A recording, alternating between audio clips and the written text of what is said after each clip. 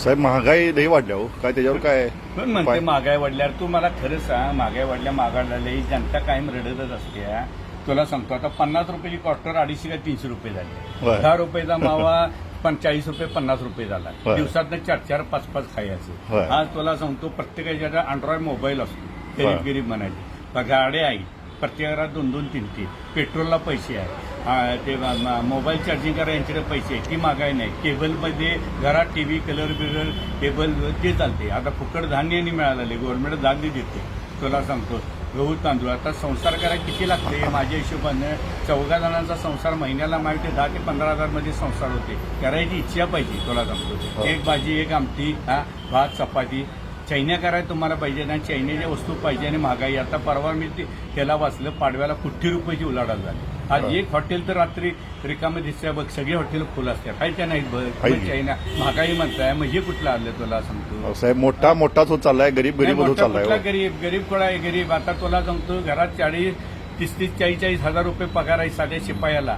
लाखला 70,000 पगार आहेत. कोणाला गरीब म्हणायचं तुला सांगतो.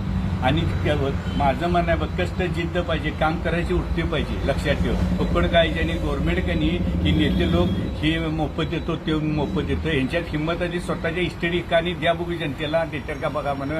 आता तर राहुल गांधीमध्ये 1 लाख रुपये देतो. ते तांदूळ काय चालले माणसांना काय काम पाहिजे का नको. असं फुकटची खायची सवय झाली तर काय उपयोग आहे. आता 5 रुपयाने दिले तर तुला तर ती थाळी फुकट मिळते. काय चाललंय तू बघतोस ना. आणि गरीब म्हणायचं कोणाला हा मोठा प्रश्न आला. आता शेतकरी ज्याच्यावर हे चालते निसर्गाने साथ दिली तर शेती आहे. आणि तुमच्या वस्तूला भाव पाहिजे आणि दुसऱ्या वस्तू घेताना महाग म्हणणे हे योग्य आहे काय. आज तुला तो 10,000 रुपये शिपायाला पगार होता तिथे 40,000 झाला. महागाई वाढणार का नाही. जिथे 20,000 25,000 क्लार्क होते तिथे 70,000 झाला. 10-15% लोक तसे आहेत. काय अशी सगळे आता व्यापारात पण तुम्हाला सांगतो किती मिळते सांग ना. आता तुम्हाला मटका खेळाय 2 नंबर सगळे धंदे फार्मात आहेत. बाहेर जेवाय खायला मग म्हणायचं कसं यासनी. आज कोटी रुपयाची उलाढाल काय 10-15 जण घेतात. तुला सांगतो आता दारू बिरू प्याला किती आता बघितले ना वस्तू हे झालेल्या असतात. आम्ही राखतोय आम्ही करतोय. मग तुम्ही महागाई म्हणता काय चालली. एक गॅस वाढला आणि हे वाढला. आता तुम्हाला गव्हर्नमेंट तुला सांगतो तांदूळ गहू बिहू फुकट द्यायला आली का नाही.